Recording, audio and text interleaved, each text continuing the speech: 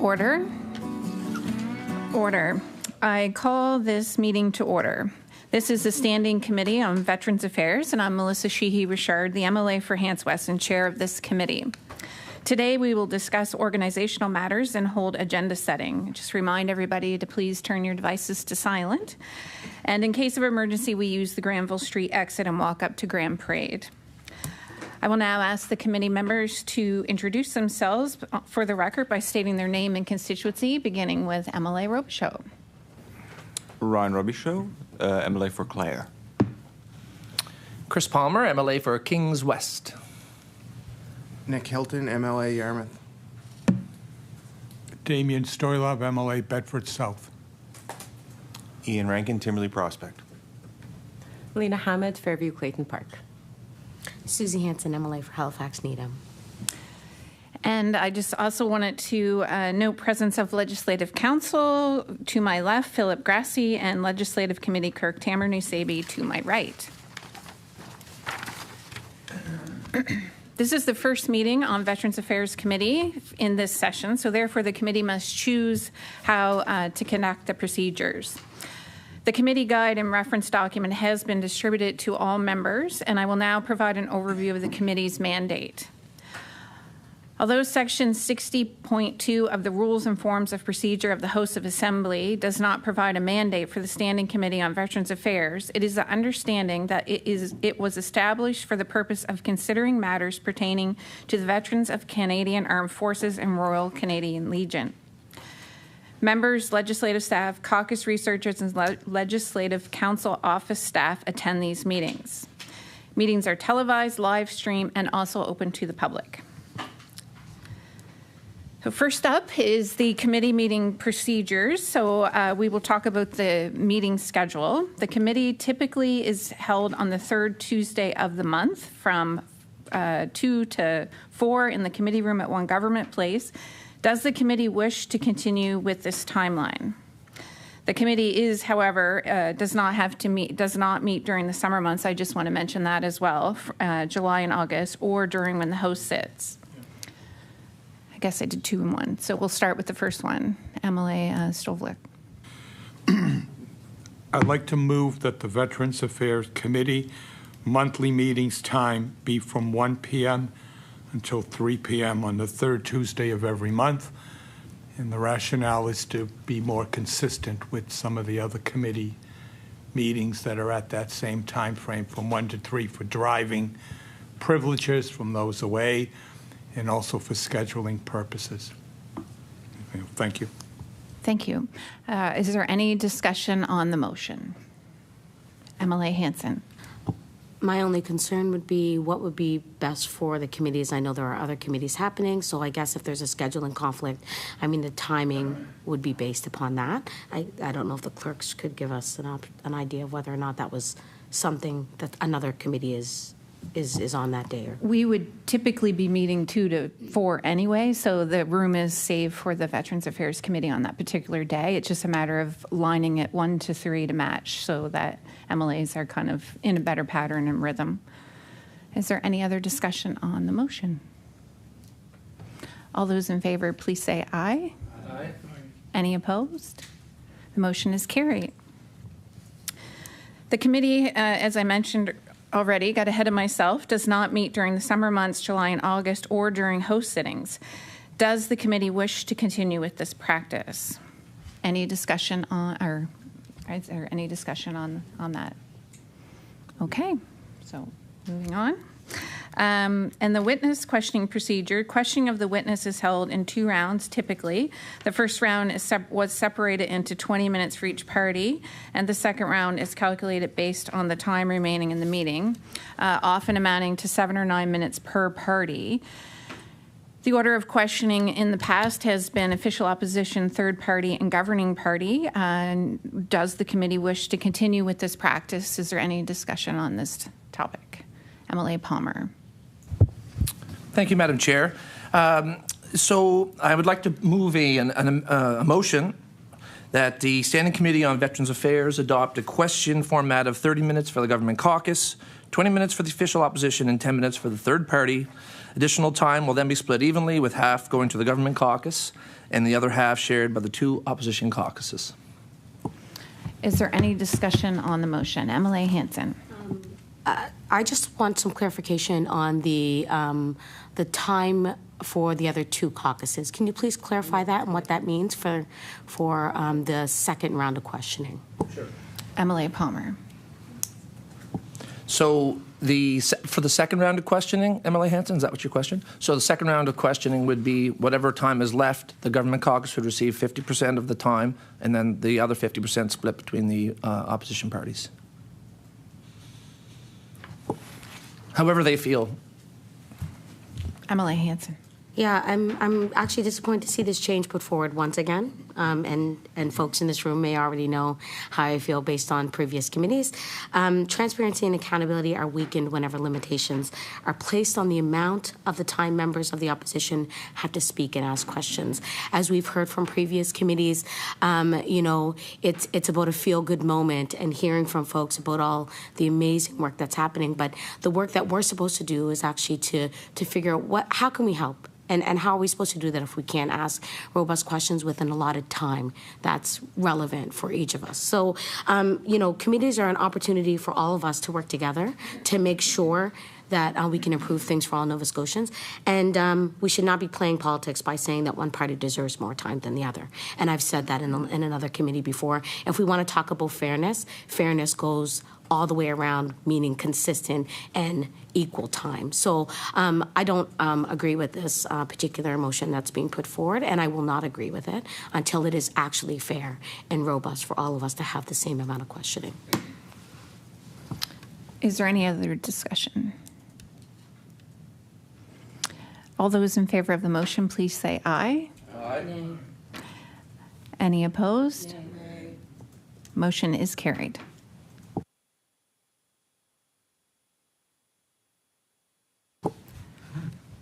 For the agenda setting, when considering the agenda setting, caucuses, MLA Hanson? Madam Chair, I'd like to move a motion that the time allotted for the opposition parties during the second round of questioning be split evenly between both the NDP caucus and the Liberal caucus, and once that time has been calculated. Is there any discussion on MLA Hanson's motion? MLA Palmer? I would just like to say our side of the table has no problem with that whatsoever. Any other discussion? All those in favor, please say aye. Aye. Any opposed? Motion is carried. When considering agenda setting, caucuses present a list of potential topics and corresponding witnesses for deliberation. As it stands, the governing party is allowed 3 topics, the official opposition is allowed 2 topics, and the third party 1 throughout the committee year. The preferred order of selected topics throughout the year is governing party, official opposition, governing party, third party, governing party, and official opposition. The clerk has been given flexibility with this schedule due to witnesses' availability. Suggested topics are sent to the clerk for compilation and distributed 2 weeks before each meeting. It has also been the practice of this committee to have requests to appear considered by each caucus separately for inclusion in their suggested topic list, should they choose to. Does the committee wish to make any changes to this part of the agenda setting procedure?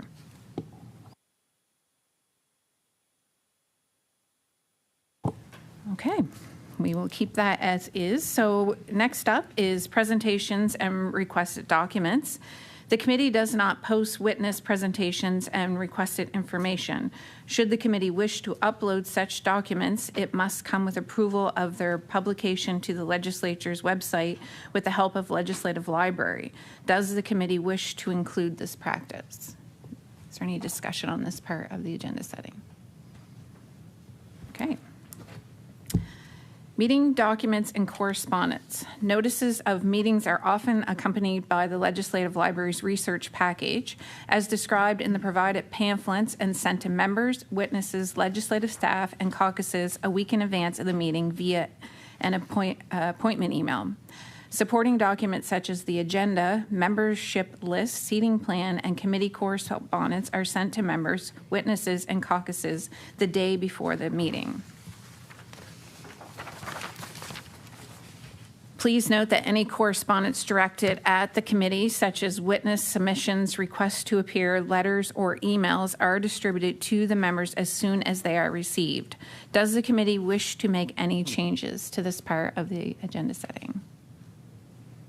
Okay. Agenda setting. Members must state their topic suggestions as one motion. Once stated, I will ask if there's any discussion or vote on the top, and then we will vote on the topic and its witnesses that have been provided by each caucus. I will begin this part of the agenda setting by looking to the PC party for someone to make a motion. MLA Stolik. Thank you. I move that the first topic for the PC caucus be veteran entrepreneurship with the following witnesses: representatives from the Canadian Legacy Organizations. I'd also like to move that the second topic for the PC caucus be an update on Veterans Affairs program and supports in Nova Scotia with the following witness: Musa Tarame, Area Director for Nova Scotia. I also like to move that the third topic for the PC caucus be Commissionaires Nova Scotia, an overview of the organization with the following witnesses: representatives from the Commissionaires of Nova Scotia. Thank you. Is there any discussion on the motions? MLA Hanson. I just have a question about the notes in the corner there with the veterans entrepreneurship. The organization has already informed the committee that they do not wish to appear. Is that something we need to be concerned about? So I did ask for clarity from the clerk this morning on this, and originally we had the Princess, I scratched it out now, but Princess Trust Canada, an alumni for veterans and military apprenticeships, so they weren't able to appear, so we have found another witness organization that can appear, but under that same topic.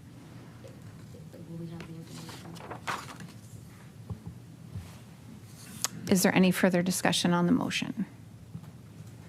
All those in favor, please say aye. Aye. Any opposed? Motion is carried. Moving now to the NDP to put forward their topic suggestions. MLA Hanson. Thank you, Madam Chair. We would like to put forward our topics: veteran homelessness support, and our witnesses will be the local representative from Veterans Affairs Canada, local rep from Veterans Emergency Transition Services, the local rep from Landing Strong Cooperative, the representative from Department of Opportunities and Social Development. And then our second topic would be the Veteran Survivor Pension Benefits, and we would like to see the representatives from the Royal Canadian Legion Nova Scotia and Nunavut Command, representative from the National Council of Veterans Associations, representative from the Armed Forces Pensioners and that's French, Annuitants Association of Canada. Sorry. Is there any discussion on the topics put forward by the NDP caucus? All those in favor of the motion, please say aye. Aye. Aye. Any opposed? Motion is carried. Now moving on to the Liberal caucus with MLA Rankin. Thank you, Madam Chair. I think since the topic, one of them has already been chosen by the NDP, there's just one remaining topic on our list. So the Desmond Fatality Inquiry, final report and recommendations. Deputy Minister and other reps from Department of Justice and representatives from the Office of Military Relations. Is there any discussion on the topic? All those in favor, please say aye. Aye. Any opposed? Motion is carried. So there is another item on our agenda, which is the Legislative Library would like to appear briefly before the committee to discuss its role in committee meeting preparation at a future meeting. A pamphlet containing an overview of its work has been distributed to the members. So at this point, I'm just, I add a little more context to it. I did check with the clerk on this, and they have appeared before the Community Services Committee, and it was very brief, so it would be limited to 2 to 5 minutes, and we would leave time at the end after our witnesses had had a chance to have a proper committee discussion. So I'm just wondering if there's any discussion on having this happen at Veterans Affairs Committee. MLA Palmer. I think that's a great idea, and I think there's general agreement we could have that happen for sure. Okay, we will leave that in the clerk's capable hands to arrange at an upcoming Veterans Affairs meeting. So, having gone through the agenda, is there any other topics that anyone else wanted to bring forward? Seeing none, then that leaves us to say that our next meeting will be scheduled for May 20th, 2025 at our new time of 1 o'clock to 3 p.m. Topics and witnesses will be to determined after the clerk has had a chance to reach out to witnesses and schedule their availability. So if there is no other discussion, the meeting is adjourned. Well.